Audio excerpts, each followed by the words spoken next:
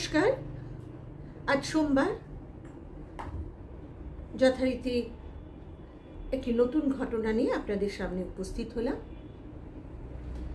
আজকে যে ঘটনাটি বলবো এটি এক পিসেমশায়ের ঘটনা। পিসেমশাই এই ঘটনাটা আমাকে বলে এবং বলে যে ঘটনাটা আমি জানি আপনাদের সামনে শোনাই।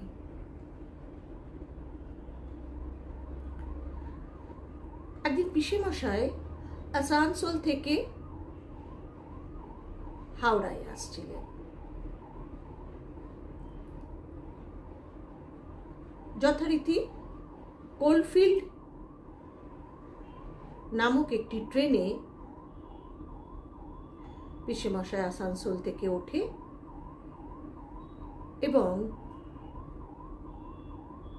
হাওড়ার স্টেশনের দিকে রওনা করে।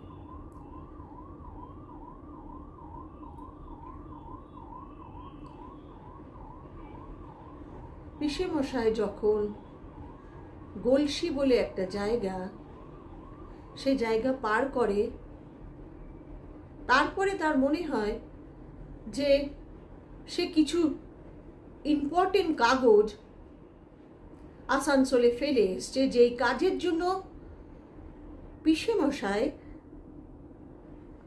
আসানসোলে এসেছিল। অগত্যা তাকে আবার নামতে হয়। তিনি আবার ট্রেন থেকে নামেন এবং অপেক্ষা করতে থাকেন আসানসোলগামী ট্রেনের জন্য। স্টেশনে দাঁড়িয়ে আছেন। অনেকক্ষণ পর একটা লোকাল ট্রেন আসে। সেই ট্রেনে পিসেমশাই আবার চড়ে বসে এবং আসানসোলের দিকে রওনা হয়। আসানসোলে যখন পৌঁছায় তখন দুপুর হয়ে এসছে। পিসেমশাই আবার সেই আত্মীয়ার বাড়িতে যায় এবং তাদের বলে যে আমি তো পেপারটাই ফেলে গেছি। বলে, হ্যাঁ, তুমি যাবার পর দেখি তোমার খাম এখানে পড়ে আছে। আবার বলি, ঘটনাটা অনেক পুরানো। টেলিফোনের ব্যবস্থা ছিল, কিন্তু ট্রেন থেকে তো আর কেউ টেলিফোন করতে পেরে তাদের ইনফর্ম করতে পারবে না যে আমি কাগজ ফেলে এসেছি, আবার আসছি। মোবাইল থাকলে খুব ইজি হতো, কিন্তু যেহেতু তখন ছিল না, তাই পিসেমশাই আবার যায় এবং দুপুরের খাবার দাওয়া খেয়ে বলে রাতে সন্ধ্যের দিকে বেরোস, কোনো অসুবিধা হবে না, এর মধ্যে কোনো ট্রেন নেই। পিসেমশাই দুপুরের খেয়ে একটু রেস্ট নিয়ে আবার তার পেপার, যে ইম্পর্টেন্ট কাগজটা ছিল, সেই খামটা আবার ব্যাগের মধ্যে নিয়ে পিসেমশাই স্টেশনের দিকে রওনা দেয়। যথারীতি 5:30টার মধ্যে পিসেমশাই একটা ট্রেন পায়, কিন্তু অনেকটা দূর, সেই আসানসোল থেকে, কিন্তু সেটা হাওড়ায় পায়নি, এটা শিয়ালদায় পৌঁছাবে। পিসেমশাই আবার সেই ট্রেনে বসে, বলে ঠিক আছে, শিয়ালদা থেকে আবার ওই দিক থেকে একটা কোনো ব্যবস্থা করে নেব গাড়ি টাড়ির। পিসেমশাই যখন বর্ধমান পার হয়, তারপর থেকেই ট্রেন বারবার থেমে থেমে চলতে থাকে। এই করাতে অনেকটা লেট হয়ে যায় এবং কিছুক্ষণ পর ট্রেন একেবারে পুরোপুরি থেমে যায়। পিসেমশাই তখন এদিক ওদিক সবাইকে জিজ্ঞাসা করতে থাকে। প্রচণ্ড ভিড় ট্রেন, সবাই তখন ট্রেন থেকে নেমে আগে পিছে যাচ্ছে। খবর পাওয়া গেল সামনের মানে রেল লাইনের যে ট্র্যাক থাকে, সে ট্র্যাকে অসুবিধা আছে, সময় লাগবে। তো দেখলো অনেকে ট্রেন থেকে নেমে হেঁটে সামনের দিকে যাচ্ছে। তাদেরই মধ্যে একজনকে তিনি জিজ্ঞাসা করলেন, আপনারা কোথায় যাচ্ছেন? বলল, এখান থেকে স্টেশনের দিকে যেতে গিয়ে একটু রাস্তা পার হয়ে বাস স্ট্যান্ড পাওয়া যায়। তো এই ট্রেন কখন ছাড়বে তার ঠিক নেই, তাই সবাই নেমে যাচ্ছে। বলে বাপরে, এই রাতেবেলা আবার বাস স্ট্যান্ড, কটা বাস আছে যে প্রায় ভালোই লোক নেমে যাচ্ছে। তখন পিসেমশাই ভাবলো এরকম বসে থাকার থেকে আমিও নেমে যাই সবার সঙ্গে, আমিও যদি কোনো বাস পাই, কারণ প্রত্যেকেই তো শিয়ালদাই যাচ্ছিল। যথারীতি পিসেমশাইও নেমে পড়ে, নেমে হাঁটতে থাকে। অন্য লোকেদের রাস্তার বোধহয় খুব ভালোভাবে খবর ছিল, তারা তো হাইপাই হাইপাই করে দৌড়াচ্ছে, সামনের দিকে যাচ্ছে।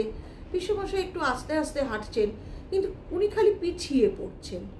তারা ট্রেন লাইনের ট্র্যাক থেকে নেমে গিয়ে একটা বেশ বড় জঙ্গল পার হয়ে নাকি রাস্তা পড়বে যেখান দিয়ে বাস যাতায়াত করে। পিসেমশাই যাচ্ছেন, এদিক ওদিক করতে করতে পিসেমশাই ওই যারা আগে যাচ্ছিল তাদের থেকে অনেক পিছিয়ে যায়। আর আমি আপনাদের একটা কথা বলিনি, পিসেমশাইয়ের হাঁটার শক্তি সাধারণ মানুষের থেকে একটু কম, কারণ তার পায়ের হাঁটুর অপারেশন হয়েছিল। সেটা 1 বছর আগে, কিন্তু তবুও পিসেমশাই অত জোরে অত তাড়াতাড়ি হাঁটতে পারতেন না। সিঁড়িতে উঠতে তো খুবই কষ্ট হতো, রাস্তাতেও তিনি হাঁটতে পারতেন না। কিন্তু এটা কাকে বলবে? যারা দৌড়াচ্ছে বাস ধরার জন্য তাদেরকে। যথারীতি তিনি অনেক পিছিয়ে পড়লেন এবং এমন একটা সময় এলো যে পিসেমশাই সামনে কোনো লোকই দেখছেন না। তারা যে কোথায় দিয়ে চলে গেল পিসেমশাই বুঝতেও পারলেন না। কিন্তু পিছনে আওয়াজ আসছে, এটা পিসেমশাই বুঝছে যে আশেপাশে দূরে কোনো লোকজন তো আছেই, তো কোনো রকমে চলে যাব। কোনো আলো নেই, কিছু নেই। যেইটুকু সন্ধ্যে 7টা 7:30 বাজে, যেটুকু আলো আছে ওইটুকুতেই তিনি যাচ্ছেন। আর রাস্তা বোঝা যাচ্ছে, এমন জঙ্গল নয়। এরকম সময় পিসেমশাই সোজা যেতে গিয়ে দেখছে পায়ে হাঁটা রাস্তার একটা দাগ হয়ে যায়। যে মানুষ যে পথ দিয়ে হাঁটে সব সময়, তার একটা রোড টাইপের, মানে একটা সাদা ঘষা রোড টাইপের হয়ে যায়, যে সেটা দেখে বোঝা যায় যে এদিক থেকে ঘুরে গিয়ে এদিক থেকে মানুষজন যাতায়াত করে। কারণ চলতে চলতে ঘাসের উপরটা সাদা হয়ে যায়, মানুষ যাওয়ার রাস্তার মতো তৈরি হয়। পিসেমশাই সেই রাস্তা দেখে দেখে সামনের দিকে যাচ্ছেন এবং উনি বুঝতে পারছেন দূর থেকে আওয়াজ, মানুষের কথাবার্তা আসছে, যে উনি ঠিকই যাচ্ছেন। কিন্তু এমন একটা পরিস্থিতি হলো পিসেমশাইয়ের আর আওয়াজও পাচ্ছেন না। তখন তিনি একটু ভয় পেয়ে গেলেন, কারণ তিনি কোনো কিছু বুঝতে পারছেন না এবার কোন দিকে যাবেন। কারণ রাস্তাটা, ওই পায়ে হাঁটা রাস্তাটা যেটা সোজা যাচ্ছিল, সেটা মধ্যেখান দিয়ে দুদিক দিয়ে চলে গেল।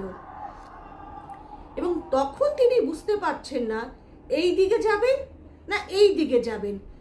ওই যাত্রীদের মুখে শুনেছিলেন যে যদি তিনি এই জঙ্গলটা পার হয় তাহলেই তারা মেন রোড দেখতে পাবে এবং সেই রোডের উপর দিয়েই বাস যায়, তারা যেতে পারবে বাসে উঠে।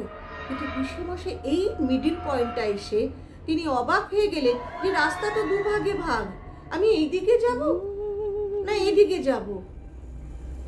পায়ে হাঁটা রাস্তাটা এরকম ভাবে দাগ হয়ে গেছে। সে সময় পিসেমশাই মধ্যখানে দাঁড়িয়ে চিন্তা করছে, হঠাৎ তাকিয়ে দেখে পিসেমশাই ঠিক সামনে একজন ছেলে দাঁড়িয়ে আছে, নিচে গামছা পরা এবং উপরে একটা স্যান্ডো গেঞ্জি। পিসেমশাই বুঝলো যে এ কোনো যাত্রী নয়, বনবাদারে কোনো ছেলে হবে, হয়তো 17-18 বয়স। পিসেমশাই তাকে জিজ্ঞেস করলো, হ্যাঁ বাবা, বলতে পারবে এদিক দিয়ে মেইন রোডে যাবার রাস্তা কোনটা? এই দিক দিয়ে যাব না এদিক দিয়ে যাব? অনেকক্ষণ চুপ করে থাকে, কোনো কথা বলে না। হাতের ইশারায় পিছন দিক দেখায়। পিসেমশাই বলল, পিছন দিকে না বাবা, রাস্তাটা এই দুটোর মধ্যে একটা হবে। বাচ্চাটা কোনো কথাই বলে না, আবার পিছন দিকে হাত দেখায়। এইবার বাচ্চাটা পিছন দিকে হাঁটতে থাকে। তো পিসেমশাই ভাবছে, আমি যে দিক দিয়ে এলাম আবার ওই দিক দিয়েই হাঁটবো কেন?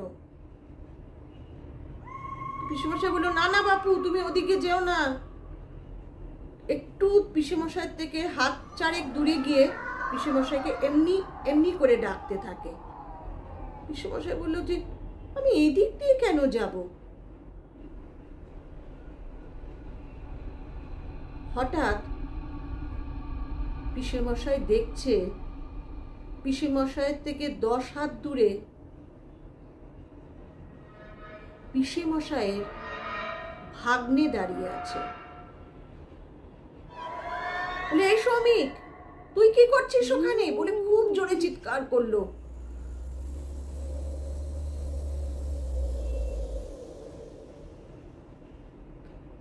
শ্রমিক কোনো কথার উত্তর দেয়নি। পিসেমশাই তখন আর পিছন দিকে যেতে ভয় পেল না, তাড়াতাড়ি পিছন দিকে যাচ্ছে তার আত্মীয়ার কাছে, শ্রমিকের কাছে, তার ভাগ্নের কাছে যাওয়ার জন্য। তার কাছে পৌঁছে যখন গেল, তখন দেখলো ওখানে শ্রমিক দাঁড়িয়ে নেই। সেই বাচ্চা ছেলেটা বলল, এরকম করে রাস্তার দিকে তাকিয়ে দেখালো, এই দিক দিয়ে যাও। পিসেমশাই নিজের চোখে দেখেছে এইখানটায় শ্রমিক দাঁড়িয়ে ছিল। পিসেমশাই ওই জায়গাটায় এসে তখন একটু ভ্যাবাচাকা খেয়ে ভাবলো, আমি তো প্রায় 10 হাত পিছনে এলাম, ভালো অন্ধকার, তাহলে আমি আমার ভাগ্নেকে দেখলাম কি করে? ওই রাস্তার ওই দিক থেকে দাঁড়িয়ে এত দূরে, এখানে তো কোনো আলো নেই। আমি দেখলাম শ্রমিক উজ্জ্বল চেহারায়, আলো, তার মধ্যে দাঁড়িয়ে আছে। আমি কি করে দেখলাম? এই জায়গা তো একেবারে অন্ধকার, ওই বাচ্চা ছেলেটাকেও ভালো করে দেখতে পাচ্ছি না আমি। তখন পিসেমশাইয়ের শরীরে একটু ভয় এলো। এতক্ষণ তিনি ভ্যাবাচাকা খাচ্ছিলেন কোন দিক দিয়ে যাব, এবার তিনি ভয় পেলেন এবং তার মনে পড়ল, শ্রমিক তো প্রায় 3 বছর হয়েছে বজবজে নামক একটি জায়গায় শ্রমিকরা থাকতেন, তার আত্মীয়রা। শ্রমিক সেখানে সুসাইড করেছিল। তাহলে আমি শ্রমিককে এখানে দেখলাম কি করে, এই মোড়ের কাছে? তখন পিসেমশাইয়ের সারা শরীর কাঁপতে থাকে। আর তখনই সে দেখে যে ঠিক সেইখানের থেকে দাঁড়িয়ে আবার সেই পায়ে হাঁটা রাস্তার একটা সাদা পথ চলার রাস্তা দেখা যাচ্ছে। তিনি ভাবলেন, এখান দিয়েই তো আমি গেলাম, আমি এই রোডটা বুঝতে পারিনি। আর তখন সেই বাচ্চা ছেলেটা আগে আগে চলতে থাকলো। তিনি তার পিছনে পিছনে চলে দেখলেন, সত্যি তো ওই তো বড় রাস্তা দেখা যাচ্ছে, আর সেখানে অনেক লোকও দাঁড়িয়ে আছে। তিনি দৌড়ে রাস্তায় উঠলেন। যেখানে শ্রমিক দাঁড়িয়েছিল সেখান থেকে একদম কাছে রাস্তা শুরু হচ্ছে। একটা বাঁক রোডটা ওই দিক থেকে এসে একটা বাঁক, কিন্তু ওই জায়গাটা এত ঘন জঙ্গল যে বাঁকের মধ্যে দিয়ে কোনো গাড়ি চলে গেলেও অত আলো দেখা যাচ্ছিল না। আর আগেও আপনাদের বলেছি, আপনাদের বুঝতে হবে যে আগের মতো এত রোডে গাড়িও ছিল না। তাই পিসেমশাই যখন রোডে উঠলেন, তার থেকে রোডটা অনেক দূরে, মানে উঁচু জায়গাটায় উঠলেন, তখন তিনি পিছন ফিরে তাকিয়ে ভাবলেন এবার বাচ্চাটাকে আমি ধন্যবাদ দিই। তখন থেকে আমার সঙ্গে হাঁটছিল, যখন পিসেমশাই পিছন দিকে ঘুরল, দেখলো ওখানে কেউ দাঁড়িয়ে নেই।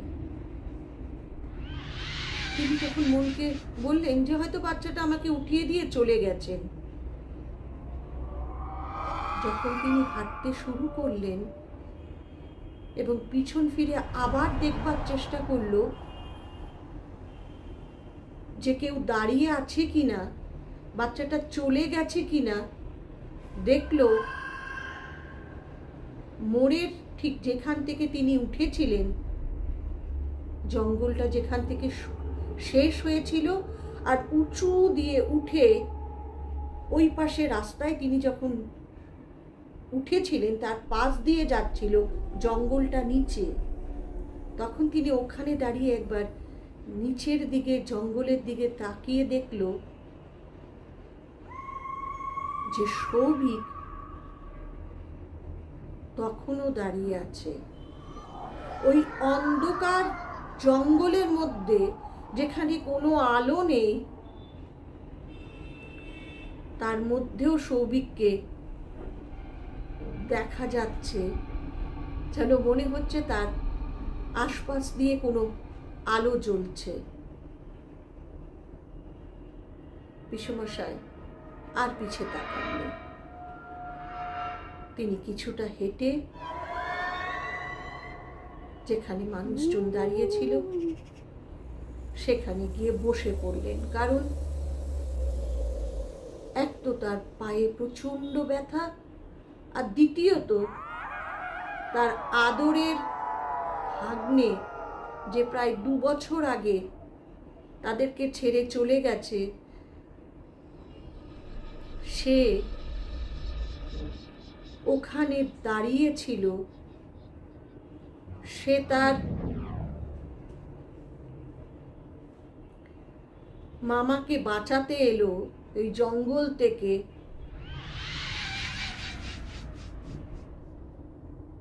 সে কি সত্যি তার ভাগ্নে ছিল, না অন্য কেউ ছিল যে সেই পরিস্থিতিতে তাকে তার রাস্তা দেখিয়ে দিয়ে গেল? তবে সে ছোট বাচ্চাটা কে ছিল যে প্রথম থেকে তাকে গাইড করছিল? এই অনেক প্রশ্ন আজও পিসেমশাই মাথা দিয়ে ঘোরে।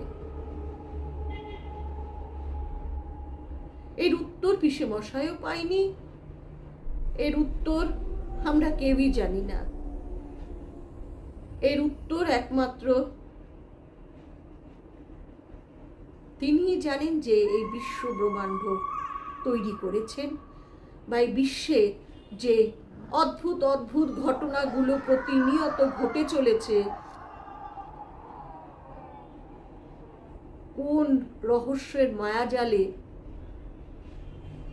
তা আমরা কেউ জানি না।